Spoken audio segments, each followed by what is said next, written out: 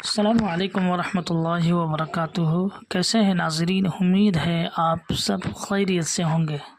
اللہ تبارک و تعالی آپ سب کو شاد و آباد رکھے۔ رمضان مبارک کا مہینہ، پیارا پیارا مہینہ ہمارے درمیان جاری و ساری ہے۔ اللہ تبارک و تعالی ہم سب کو اس کی برکتیں عطا فرمائے اور اس رمضان المبارک کے جانے سے پہلے ہماری مغفرت ہو جائے، بخشش ہو جائے، نجات جہنم سے ہو جائے۔ اس میں چونکہ لوگ زکوٰۃ، صدقات، فطرات وغیرہ ادا کرتے ہیں اور رغبت کے ساتھ ادا کرتے ہیں۔ بہت سارے لوگ تو ایسے ہوتے ہیں کہ جسے یہ بھی پتہ نہیں ہوتا کہ زکوٰۃ کتنی مالیت پر ہے، یعنی کتنی رقم ہو تو زکوٰۃ فرض ہو جائے گا، کتنے پیسے ہو یا کتنی کیا چیز ہو تو زکوٰۃ فرض ہے۔ تو اس کے بارے میں کئی سارے بھی پوچھتے بھی رہتے ہیں۔ علم کے اضافے کے لیے اور لوگوں کی توجہ کو اس کی جانب مبذول کرنے کے لیے میں اس کے بارے میں کچھ وضاحت عرض کرتا ہوں۔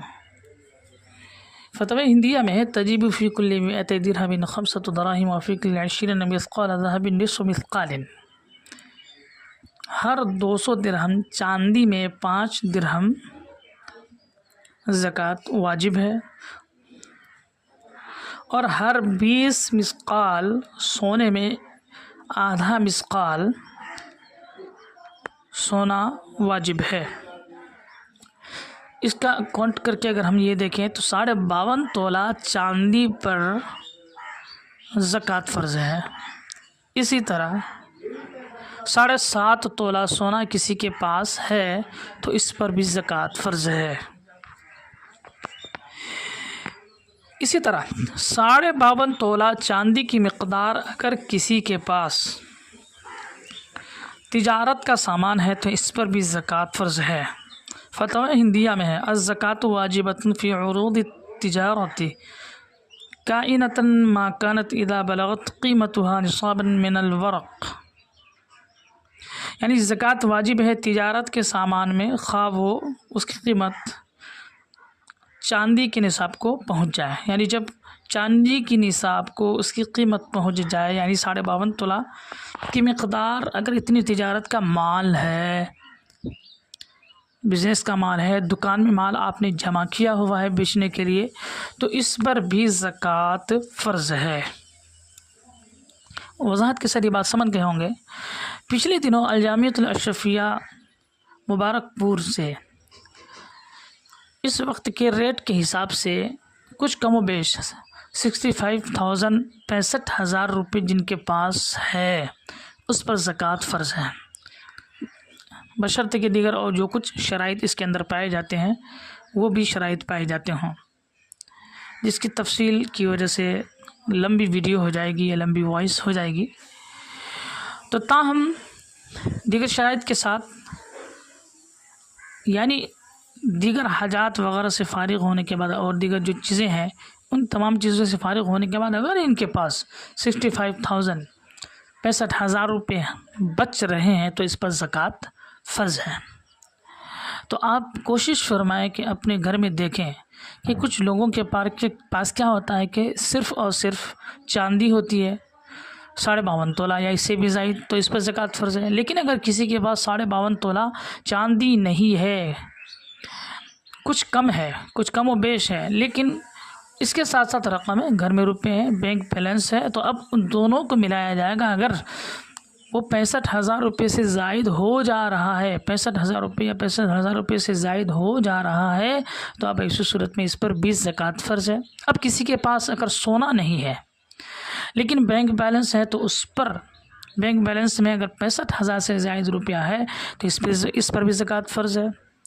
اگر کسی کے پاس سونا ہے لیکن کم ہے، 7.5 تولہ، معاف کیجیے گا 52.5 تولہ نہیں، 7.5 تولہ، تو 7.5 تولہ سونا اگر کسی کے پاس نہیں ہے، کچھ کم ہے، آدھا تولہ ہی ہے، لیکن اس کے ساتھ ساتھ کچھ اتنے رقم ہے کہ اگر 65,000 روپے پہنچ جاتے ہیں تو اس پر زکوٰۃ فرض ہے۔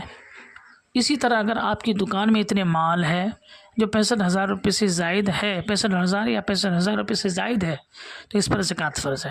کچھ کموں کو بیش ہو سکتی ہے، ریٹ کے آگے پیچھے ہونے کی وجہ سے تھوڑی بہت ہوگی، زیادہ نہیں ہوگی 65,000 سے، تاہم سب اس پر غور فرمائیں، زیادہ نہیں ادا کرنی ہے۔ 1,00,000 روپے میں صرف 2,500 روپے آپ کو ادا کرنی ہے، 100 روپے میں 2.5 روپے، 1,00,000 میں 25 روپے صرف آپ کو زکوٰۃ ادا کرنی ہے۔